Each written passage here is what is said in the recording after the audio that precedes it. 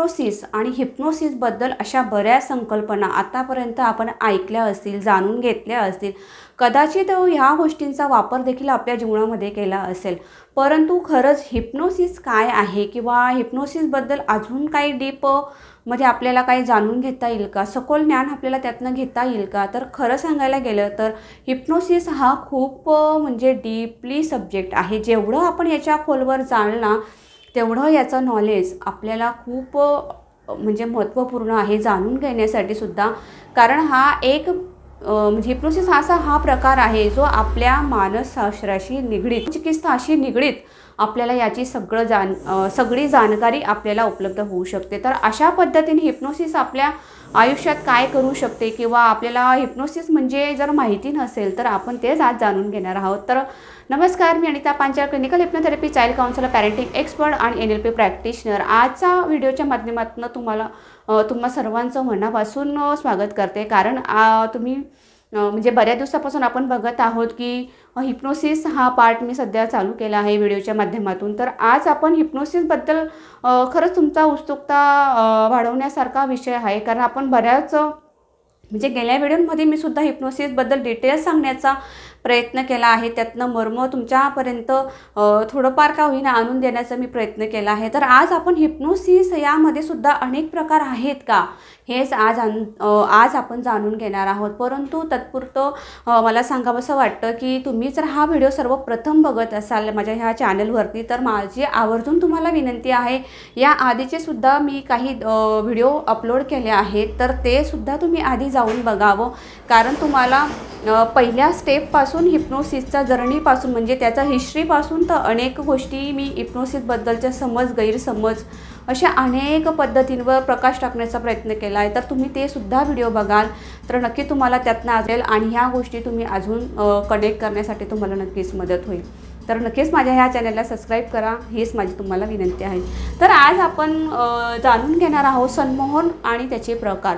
आपण संमोहन काय असतं किंवा संमोहन कशा पद्धतीने केलं जातं, संमोहनाचे अनेक आपण म्हणजे बघितले की त्याचे फायदे, त्याचे परिणाम, त्याचे दुष्परिणाम किंवा त्याचे गैरसमजुती मग लोकांच्या मनामध्ये कशा पद्धतीने आहेत. आजपर्यंत सुद्धा आपण बघत आहोत की हिप्नोसिसला सुद्धा लोक अजून अवेअर आहेत तर काही अवेअर नाही आहेत. तर खरंच हिप्नोसिसने मानसिक उपचार होतात का, अशा अनेक गोष्टी आजपर्यंत आपण बघितल्या आहेत किंवा मी तुम्हाला शेअर करण्याचा नक्कीच प्रयत्न केला आहे. तर आज आपण खरंच हिप्नोसिस म्हणजे आणि काय न बघता त्याचे प्रकार काय आहेत ते आपण जाणून घेणार आहोत. तर हिप्नोसिसचे हे प्रमुख 4 प्रकार आहेत जे आहे. सगळ्यात पहिला जो असतो तो म्हणजे आत्मसंमोहन. कारण आत्मसंमोहन म्हणजे काय की जे सेल्फ संमोहन, ज्याला सेल्फ हिप्नोसिस आपण म्हणतो. कारण मी मागे सुद्धा तुम्हाला सांगितलं आहे की सेल्फ हिप्नोसिस कशा पद्धतीने होतो. जसं की स्टेट ऑफ रिलॅक्सेशन असेल त्याचा अल्फा माइंडपर्यंत त्याला पोहोचण्यासाठी काही सजेशन दिले जातात. ते स्वतःहून स्वतःला केलेलं म्हणजेच आत्मसंमोहन त्याला म्हणतो. म्हणजे सेल्फ हिप्नोसिस जो माणूस स्वतःसाठी करून घेत असतो, ज्याला स्वतः म्हणजे लाईफमध्ये काही चेंजेस घडवून आणायचे असेल, त्याच्या विचारांवर त्याला कंट्रोल करायचा असेल किंवा एखाद्या मानसिक दृष्टीने तो खचला असेल तर त्याला बाहेर काढण्यासाठी आपण सेल्फ हिप्नोसिसचा सुद्धा चांगल्या पद्धतीने वापर करू शकतो. तर हा झाला प्रकार सेल्फ हिप्नोसिस किंवा आत्मसंमोहनचा. आणि दुसरा असतो तो परसंमोहन, ज्याला आपण हिप्नोथेरपी म्हणतो. म्हणजे परसंमोहन म्हणजे काय की एखाद्या व्यक्तीला हिप्नोसिस करून ती प्रक्रिया करणे. म्हणजेच काय, एखादा थेरपिस्ट एखाद्या क्लायंटवर थेरपीच्या माध्यमातून तो उपचार पद्धती करणे म्हणजेच परसंमोहन. म्हणजे त्याला संमोहित करून त्याच्यावरची जे काय त्याची प्रोग्रामिंग केली जाते, त्याच्या न्यूरॉन्सपर्यंत जे काही सजेशन पोहोचवले जातात त्याला आपण परसंमोहन किंवा हिप्नोथेरपी म्हणजे क्लिनिकल हिप्नोथेरपी उपचार असं आपण त्याला म्हणतो. ज्या पद्धतीमध्ये काय असतं की एखादा डिसऑर्डरवरती किंवा एखाद्या आजारांवरती परफेक्ट म्हणजे त्याच गोष्टींचा अभ्यास म्हणजे त्याच टॉपिकला घेऊन त्यावर उपचार पद्धती सुरू होत असते. आणि त्यामध्ये काही CBTs असतील किंवा NLPच्या माध्यमातून म्हणजे व्हिज्युअलायझेशन असेल, क्रिएशन असेल, अशा अनेक गोष्टी त्या क्लिनिकल हिप्नोथेरपीच्या माध्यमातून त्या व्यक्तीवर उपचार पद्धती केल्या जात असतात. तर त्याला आपण म्हणतो की परसंमोहन म्हणजेच दुसऱ्यांवर उपचार पद्धती करणे किंवा ज्याला चिकित्सा म्हणजे हिप्नोसिस चिकित्सा असं सुद्धा आपण म्हणू शकतो. आणि समूह संमोहन म्हणजे याला स्टेज संमोहन म्हणतो. जसं मी लास्ट टाईमाला सुद्धा सांगितलं की एखादा हिप्नोटिस्ट असतो जो अनेक समूहांमध्ये जाऊन किंवा लोकांना स्टेजवर काही शो दाखवत असतो.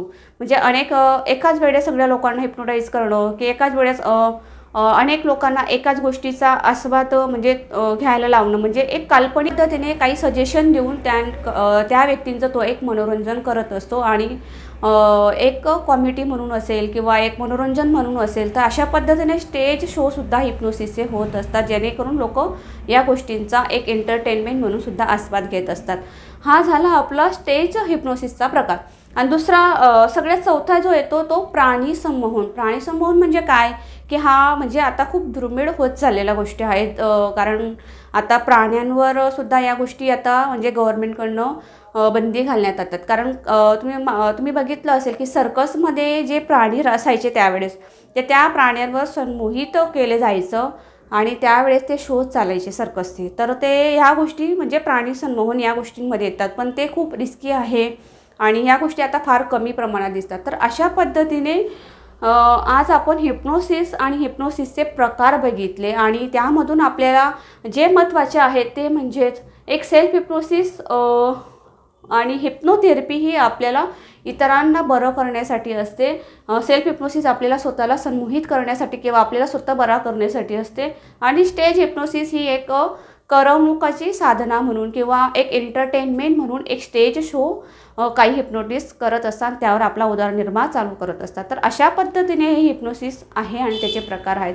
जर तुम्हाला हा व्हिडिओ आवडला असेल, नक्की जाणून हिप्नोसिसबद्दल अजून काही तुम्हाला माहिती हवी असेल किंवा इतर इन्फॉर्मेशन तुम्हाला माहिती पाहिजे असेल किंवा तुमच्या काही मानसिक आजार असतील किंवा त्यांच्यावर तुम्हाला उपचार पद्धती करून घ्यायच्या असतील किंवा अनेक तुमचे काही प्रश्न असतील, तर नक्की तुम्ही कमेंटमधून मला विचारू शकतात आणि मी नक्की तुम्हाला नेक्स्ट व्हिडिओच्या